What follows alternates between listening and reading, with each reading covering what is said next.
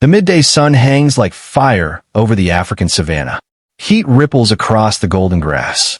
Dust swirls. And then we see it. A circle of baboons closing in.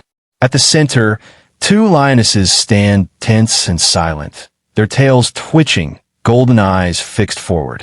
Around them, more than 60 baboons scream, bark, and drum the ground with their hands. Powerful males leap forward and fall back again like crashing waves. On a nearby acacia tree, a tiny baboon infant clings to a branch, crying. Mom is trapped between lions and open ground. The troop has a choice: run and save themselves, or turn and fight. A huge male baboon steps forward, fur bristling, teeth bared. He gives a deep, thunder-like bark. Another male joins him. Then another. The circle tightens. The lions lower their heads. On this day, the hunters are outnumbered. This is the rise of the baboon troop, a stand against the strongest predators of the grasslands. What happens next will decide the fate of the entire troop. Before we dive in, drop a comment and let us know where you're watching from. We'd love to hear from you. If you enjoy animal stories like this, be sure to like the video, subscribe, turn on the notification bell, and share it with someone who'd love it too. The lions step forward. The baboons surge. And now, we go back to where this story began, the troop of the Rock Ridge. Long before the standoff in the dust, the troop lived in peace on a rocky ridge overlooking the savanna. They are Chacma baboons, clever, social, emotional animals who depend on each other to survive. At the center is Mara, an experienced adult female. She is not the biggest, but she is respected. Her knowledge is the troop's greatest shield. She knows water holes, safe trees, and the shortest paths to shelter. Beside her clings Nuru, her newest infant, still pink-faced, still learning how to walk. Nearby sits Kato, the dominant male. His job is not just to lead, it is to protect. He watches everything. Vultures circling, jackals skulking in the shadows, and always lions. The dry season is tightening its grip. Grass turns the color of old straw. Rivers shrink into muddy pools. Food becomes harder to find, and with hunger comes risk. The baboons travel farther and farther. Each step brings them closer to lion territory. That is where our story truly begins, shadows in the grass.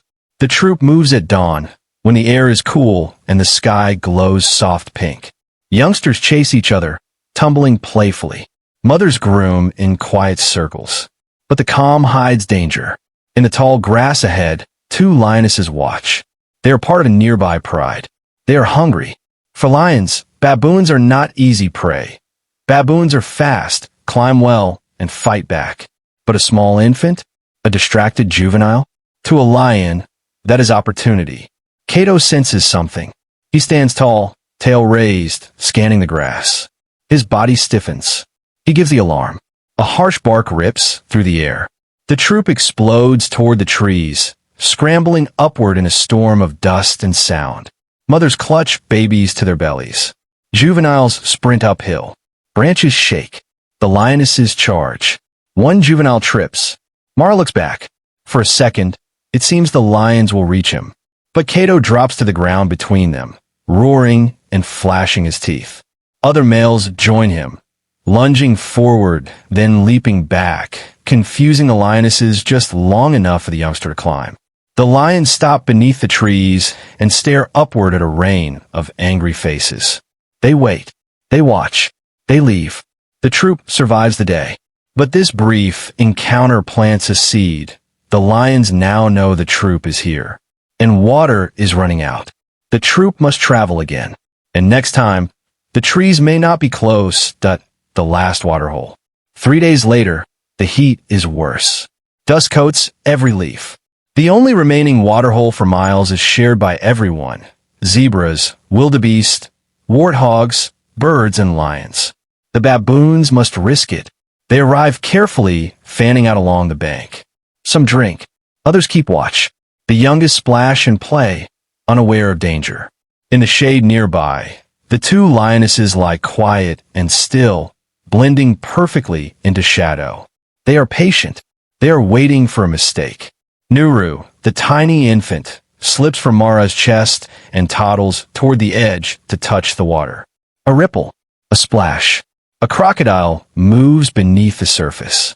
Mara sweeps Nuru back just in time, heart pounding. Another danger avoided, but the movement draws the attention of the lions. The lionesses rise. Their eyes lock on the troop. They begin to circle. The savannah goes silent. Cato barks the alarm. But this time the nearest climbable trees are far behind them, across open ground. The troop runs. The lions charge. A cloud of dust swallows them all. When the air clears, one small infant is missing, and the lionesses are not done hunting. The chapter ends with the troops scattered, calling frantically, voices echoing across the waterhole. Somewhere in the grass, a baby cries. The call that changed everything. The missing infant is not Nuru, but he belongs to the troop. His mother sits on a rock, calling in short, desperate barks. Baboons form strong bonds. They grieve, they worry, they search. The troop gathers around her. From far away, they hear it again. A thin, trembling cry. The infant is alive, but the sound is coming from lion territory. Normally, baboons avoid lions at all costs.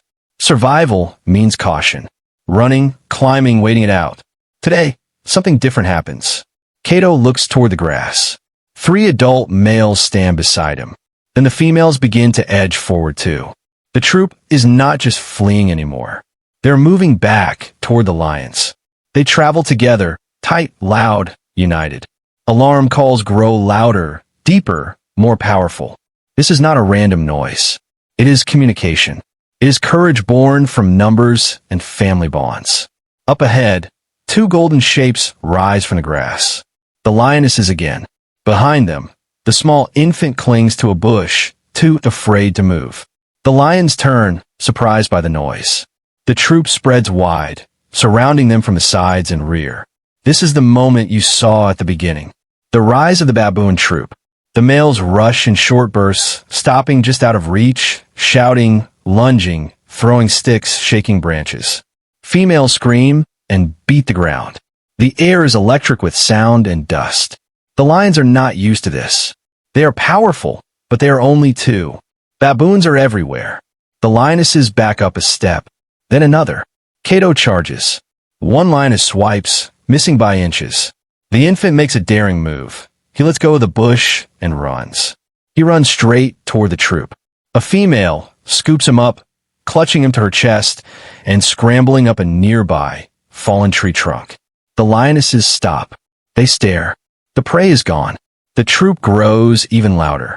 The lions, reading the odds perfectly as lions do, retreat slowly into the grass. The baboons have just done something rare and risky in nature. They stood together against lions and won. But victory has a price. The lions will not forget.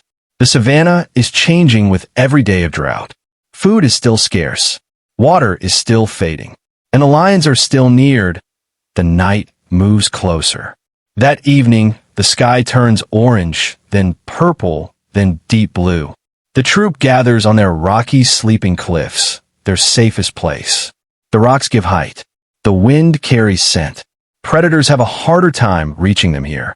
Mothers hold their babies tight. Youngsters finally stop playing and curl into warm bundles. Cato sits awake longer than the rest, watching the grasslands below. Far away, a lion roars. Another answers.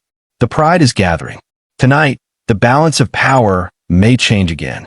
A storm builds on the horizon, flickering with distant lightning. The first raindrops of the season, or just another false promise. The smell of wet earth drifts through the air.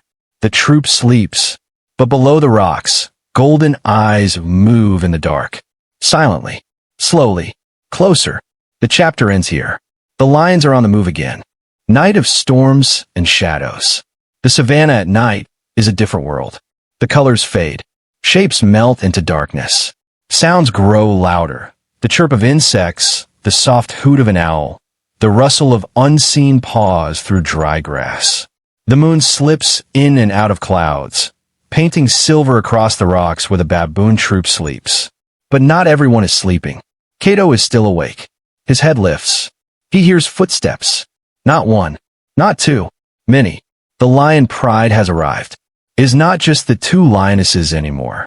They're older cubs now, learning to hunt, and a heavy-shouldered male whose low growl vibrates across the stone like thunder beneath the earth. They move like shadows, soundless, patient, practiced. The baboons do what they always do when danger comes at night. They climb higher. Bodies press close. Infants are held tighter. Mara pulls Nuru into her chest as the wind rises, carrying the smell of rain and lions together. Her heart beats fast, but she does not panic. She listens. She watches. She waits for the alarm call. Lightning cracks across the sky. For a moment, the whole world is bright white. And in that flash, they see them. 5 lions at the base of the rocks, yellow eyes shining like tiny fires, gazes fixed upward. The first alarm bark explodes from Cato. The troop wakes at once. Dozens of voices join the call. The air fills with echoes bouncing off stone. Baboons are loud on purpose. Sound travels far, confuses attackers, and tells every member, stay together. The lions begin to climb. This is the danger of rocky ridges. They are safe, but not perfect. A determined lion can find cracks, ledges, small paths upward. The young lions follow the adults, learning every movement, every test of their balance. The first lioness reaches the lower ledge. Baboons scatter upward, gripping stone with hands and feet, moving with surprising speed. They know this place better than any predator. They grew up here, memorizing each narrow path. But one path is crowded. A fallen piece of rock has blocked the easiest route higher. Mothers with babies bunch together, afraid to leap across the gap. Small hands slip on damp stone as the wind picks up and the first drops of rain begin to fall. The storm is finally here. Rain hisses across the grasslands and drums against the rocks. Wet stone becomes slick. Each step matters now. Cato makes a decision. He does not climb. He goes down. He positions himself between the lions and the blocked path, fur bristling, tail high, teeth gleaming in the lightning flashes. 2 other males join him, forming a living wall. They bark again and again, deep, booming calls meant not just to frighten, but to hold the line. The lioness pauses. This is risky for her too. Wet rock is dangerous for claws built for grass. One wrong move can mean a fall, a broken leg, something no wild lion can afford. Behind her, the pride waits. Behind Cato, the troop clings together. The storm builds into sheets of rain. The sky splits with thunder. Wind whips dust and water into everyone's eyes. For a moment, lions and baboons alike close them against the sting. Then something new enters the scene. A flash flood. The dry gully at the base of the rocks, empty for months, suddenly roars to life. Brown water surges through it, dragging branches, leaves, and mud. The path the lions used to approach is now cut off by a fast, rising current. The lions wheel around in surprise. The pride is split. 2 lions are stranded on one side of the rushing water, 3 on the other. They call to each other with deep, throaty grunts, trying to find a way back together. The baboons fall silent. Even they know water like this is powerful, unpredictable, dangerous for every creature in its path. Lightning flashes again. In that moment, Mara sees it. A young lion cub, old enough to walk but still unsure, is slipping on wet rock near the edge of the flood. Its paws scramble for grip. Its mother cannot reach it from the other side. The cub slides. Its claws scrape uselessly. It teeters above the rushing water. The baboons watch. The lions stare. The storm roars louder. And there, right above the cub on the cliff, is Nuru. The tiny baboon that once clung helplessly to Mara now sits inches from the edge, rain soaking his fur, eyes wide, frozen between fear and curiosity. The rock beneath him crumbles slightly. 2 young lives, lion and baboon, are suddenly in danger at the very same moment. The wind howls. Cato barks desperately. Mara moves, and we end the chapter there. 2 babies, 1 storm, 1 decision that could change everything for lions and baboons alike. Edge of the flood. We begin right where we left off. Rain pours like sheets of silver. The flood below growls and foams, swallowing branches and grass as it races through the gully. Thunder rolls across the savannah, shaking the air itself. Two small shapes are frozen near the edge. A lion cub paws slipping on whetstone, and Nuru, the young baboon, perched too close to the crumbling ledge. For a second, the storm seems to hold its breath. Then the world moves again. The lion cub's back legs slide. It lets out a soft, broken cry. Not the roar of a hunter, but the call of a frightened child. Across the water, its mother answers, muscles tense, tail lashing, helpless to cross the raging flood. Nuru trembles. He's still so young, curious, bold, but not yet wise about storms and edges and water that doesn't stop. Mara doesn't think. She acts. She climbs toward her baby through wind and rain, fingers gripping tiny cracks in the rock. Each step is careful, calculated. She knows one slip could send them both down, and the troop needs her. Nuru needs her. Behind her, Kato barks sharply, not in anger, but warning. Hurry, but be careful. The troop watches in total silence now. Grooming stops. Babies cling. Even the youngsters who usually can't help but chatter are quiet. They all understand the danger. Lightning flashes again. The lion cub loses its footing. It slides down the rock and slams onto a small ledge just inches above the flood, claws scratching desperately. Water spray hits its face. It tries to climb back up and fails. The cub calls again. The sound is thin, scared, impossible to ignore. And then something unexpected happens. The troop does not cheer. They do not celebrate a predator in danger. They simply watch, the same way they watch one of their own in trouble. Baboons know fear. They know slipping. They know what it means to lose a child to water, or to claws, or to hunger. Above, Mara reaches Nuru. She wraps one arm around him and pulls him tight to her chest.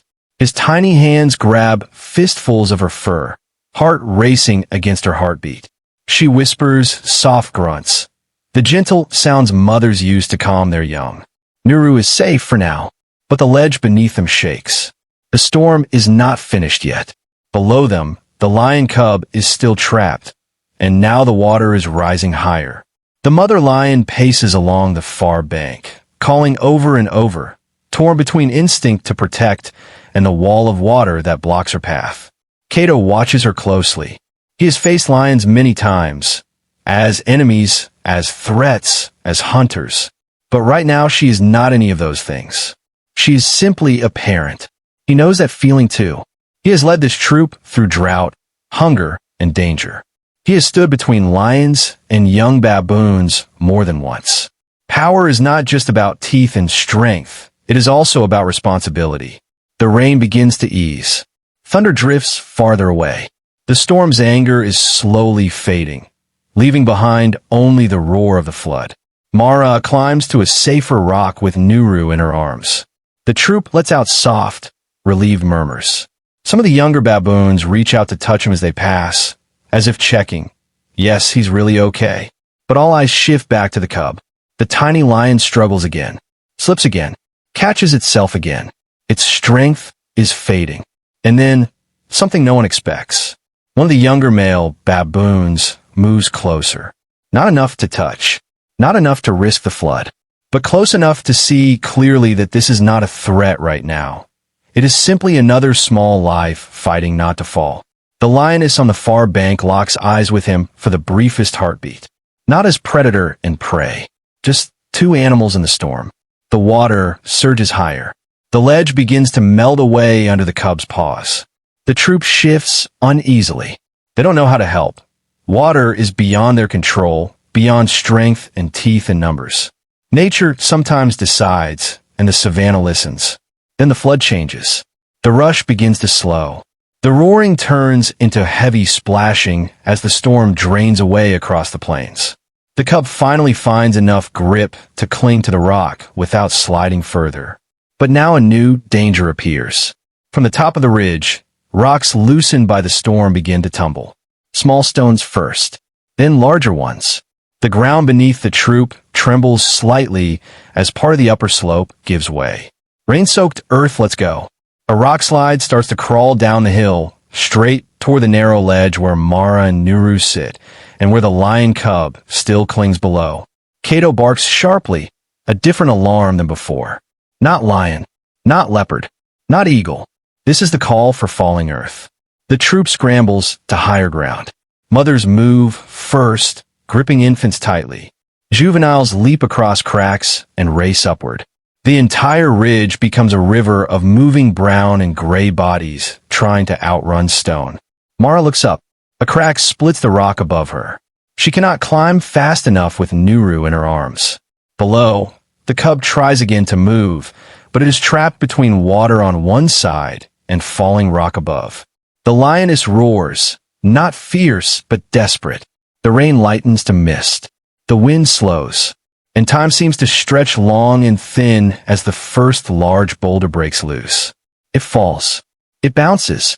It heads straight toward the narrow part of the ridge where Baboon and Lion Child both cling to life. Kato launches himself from his ledge. The lioness crouches to leap. Two different worlds. One single moment. And we stop here. The rock is falling. Two young lives are directly in its path.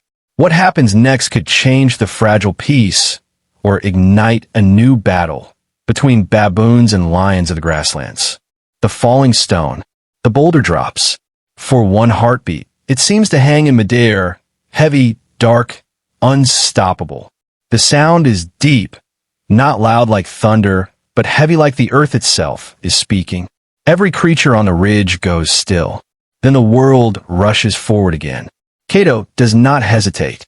He springs across the wet rock, muscles bunching, hands gripping, legs pushing with every bit of strength he has left after the storm. This is what leaders do in the wild. They do not only command, they act. Above, the boulder strikes the first ledge and shatters in two.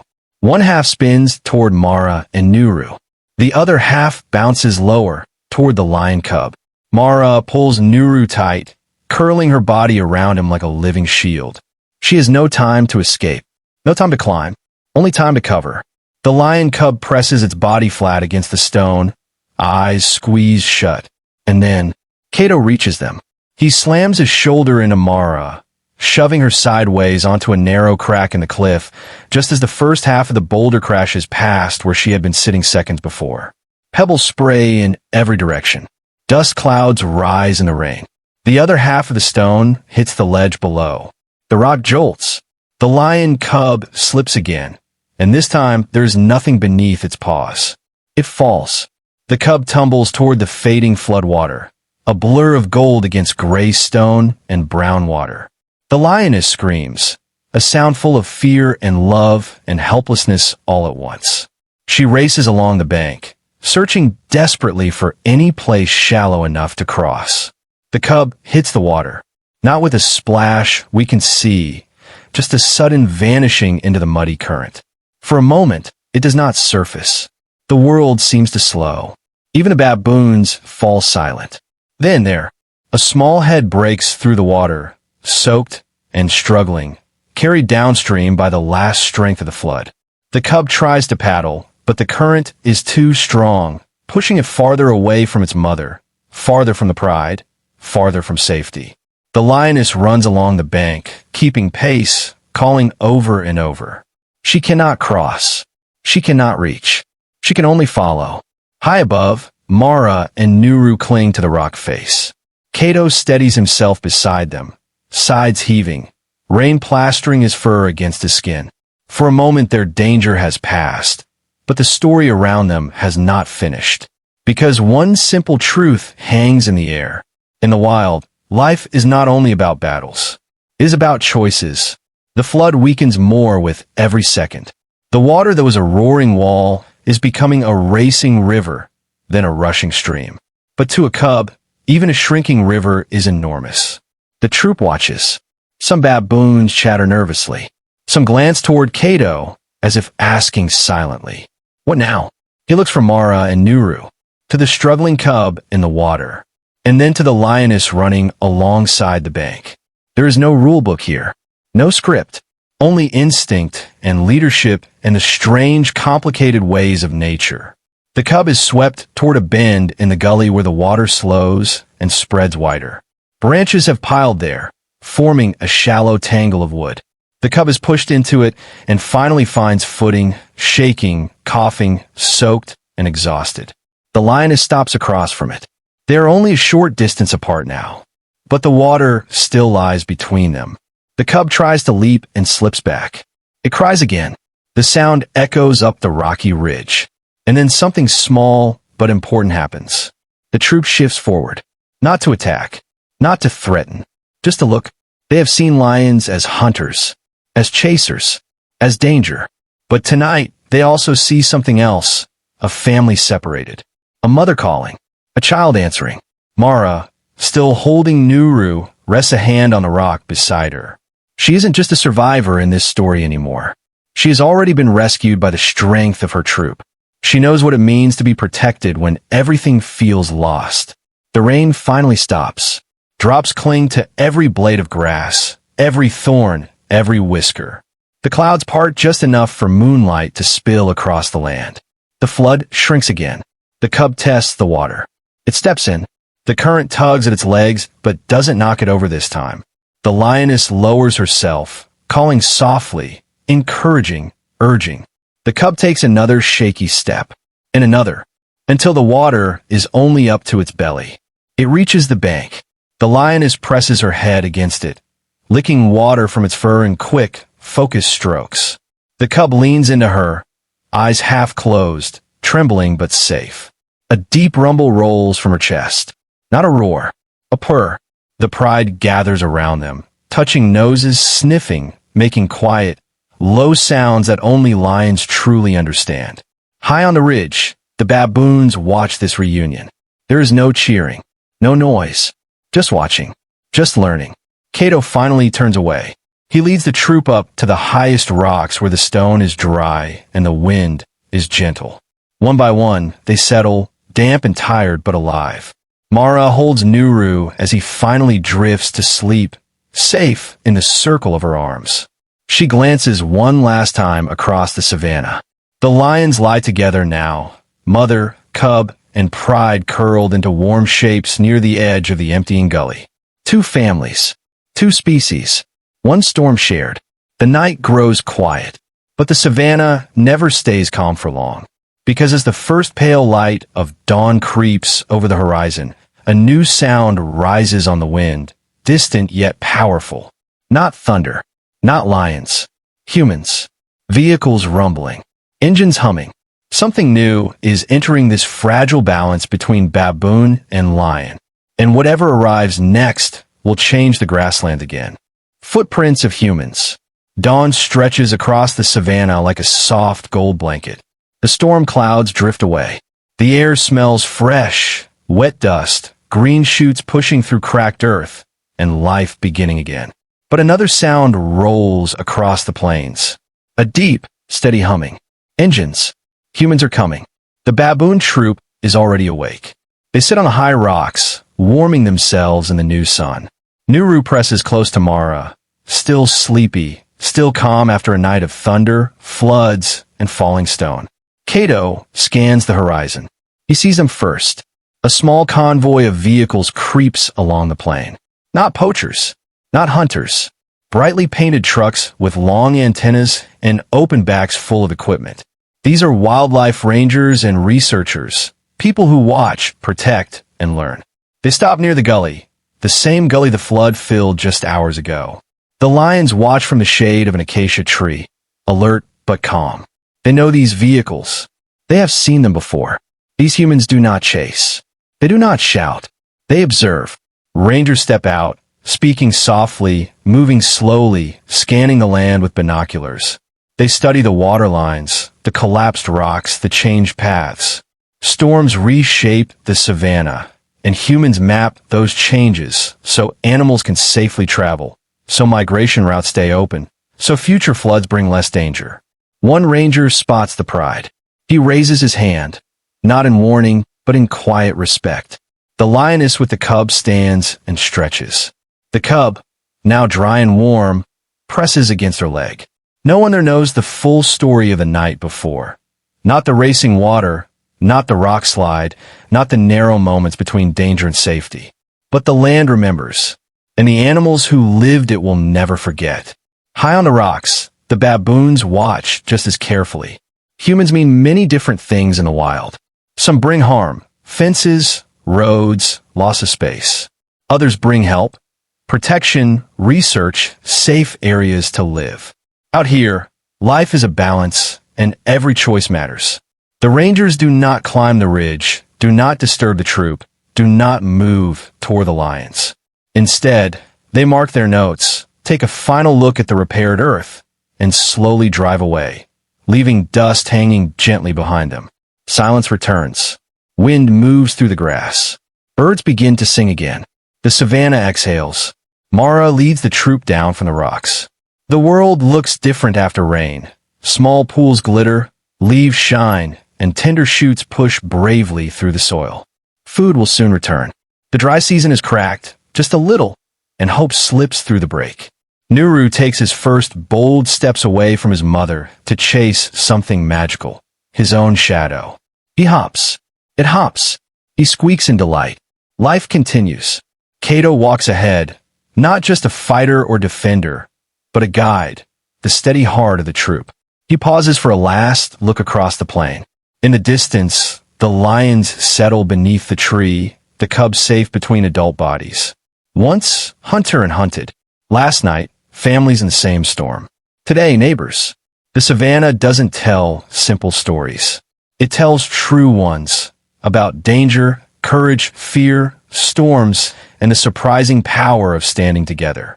About how even the fiercest rivals share the same sun, the same water, the same need to raise young and survive another day.